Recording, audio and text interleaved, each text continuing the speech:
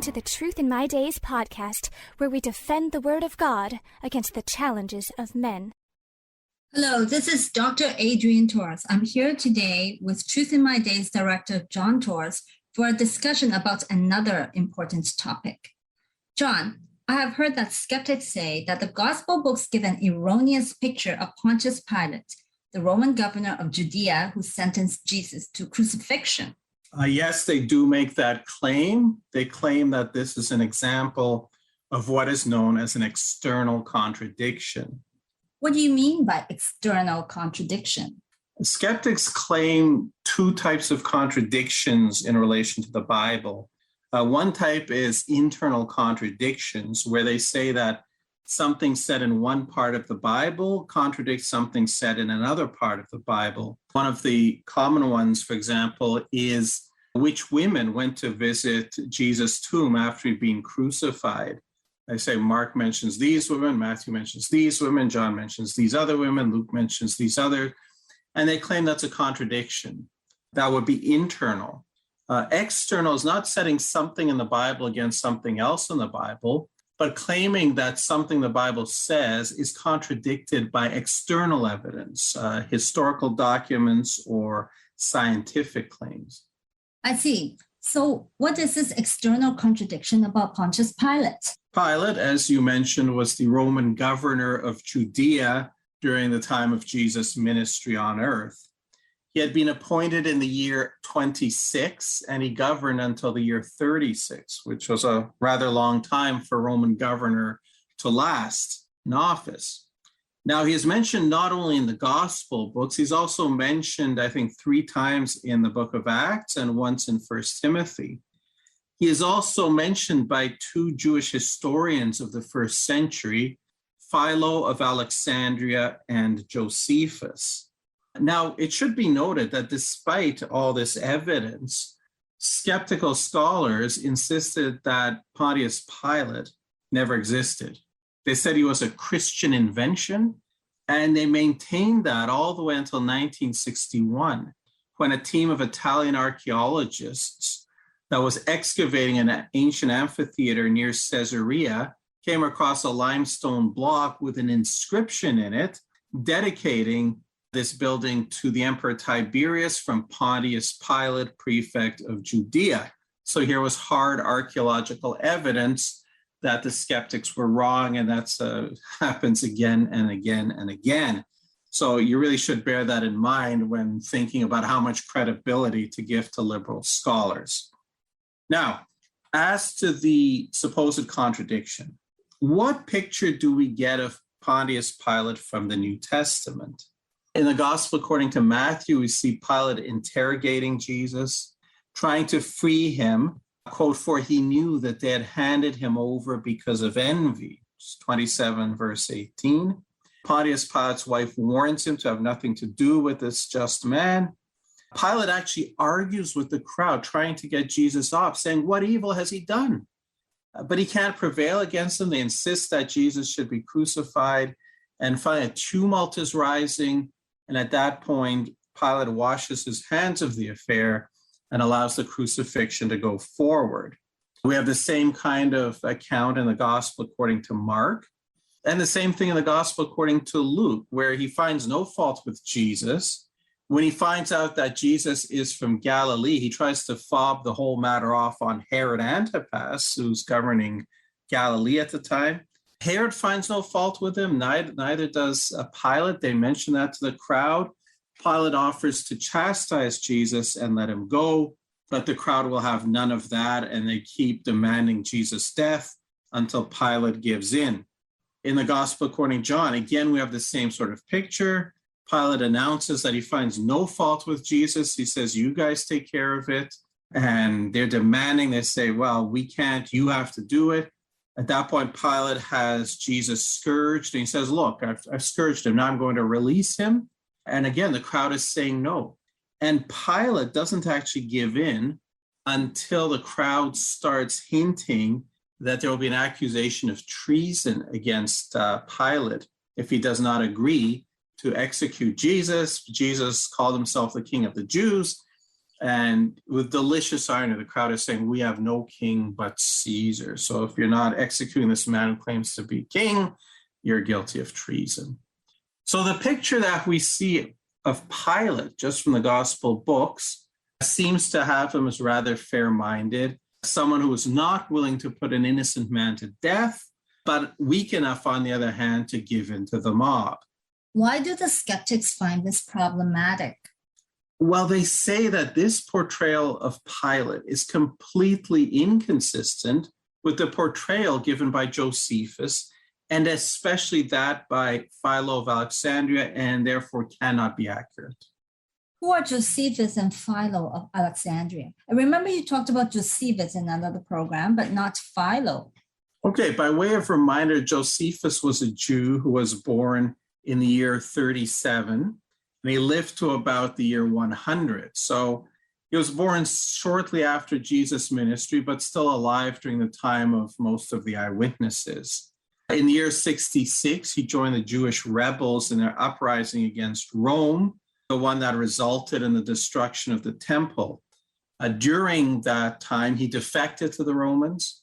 And then after the Jewish war, he lived in Rome. And under Roman patronage, wrote massive volumes mainly of history, including his two major works, The Wars of the Jews and The Antiquities of the Jews, in the latter of which he does actually mention Jesus, talks about him, and mentions that he did miracles, that he had followers, that he was put to death by Pilate, and that he appeared again alive 3 days later to his followers. Josephus is actually the main source of information that we have for the first century in that part of the world. Philo of Alexandria was a Hellenistic Jewish philosopher. By career, he tried to meld Jewish exegesis with Greek philosophy, particularly Stoic philosophy, by allegorizing an awful lot of the Old Testament. We don't know when he was born. Scholars guess somewhere between 20 and 10 BC, and that he died maybe about 50, AD 50. He lived his life in Alexandria in Egypt, not in Jerusalem, not in Judea, though he did visit Jerusalem at least once. What picture do these men give of Pontius Pilate? We're told that they had a uniformly negative view of Pilate, but that's not really the case. Josephus, for his part, simply recounts some incidents that Pilate did. By the standards of the day, they didn't really come across as all that bad. It is actually Philo who really trashes Pilate. In his work Legatio ad Gaium, where he is leading a delegation to the Emperor Caligula, he says the following things about Pilate. He was a man of a very inflexible disposition and very merciless, as well as very obstinate. He says other particulars of his government in respect of his corruption and his acts of insolence, and his rapine, and his habit of insulting people, and his cruelty, and his continual murders of people untried and uncondemned, and his never-ending and gratuitous and most grievous inhumanity. And then elsewhere he says, being at all times a man of most ferocious passions. So it's a very, very dark picture of Pilate, presenting him as a very evil man. And this picture is supposed to be inconsistent with what we see in the gospel books, which the liberal skeptics conclude prove that the gospel books are not reliable here. Well, I have a question about this. I mean, human characters are complex and changes over time. Just because maybe in the latter part, possibly in the latter part of his life or at the beginning of his life, Pilate behaved a certain way, it doesn't mean that he has never shown mercy or has never been fair-minded. I mean, I wasn't the same person as I was 30 years ago. Some things change.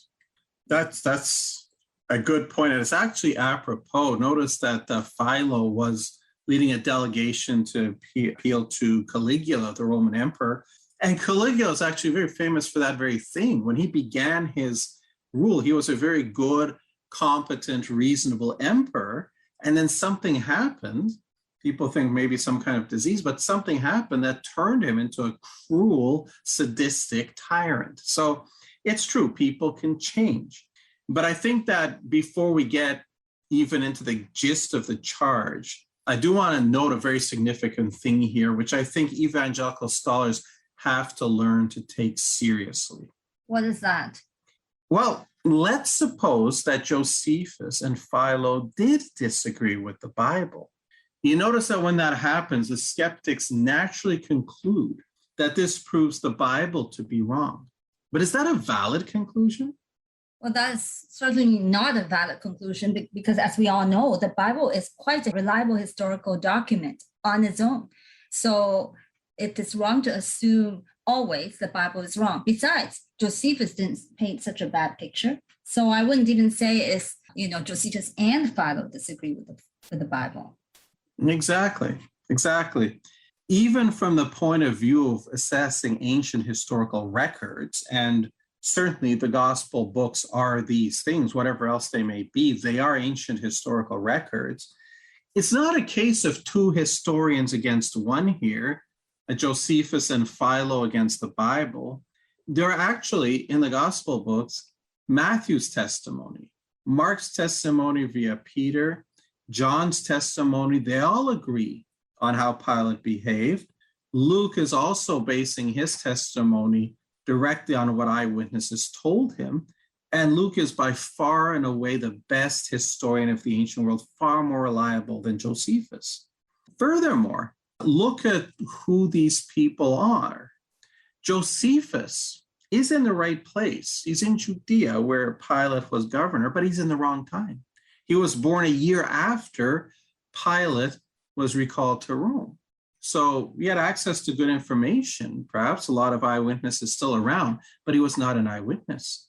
Philo lived at the right time, but he was in the wrong place. He was living in Alexandria. He may have visited Jerusalem at least once, but he didn't live there.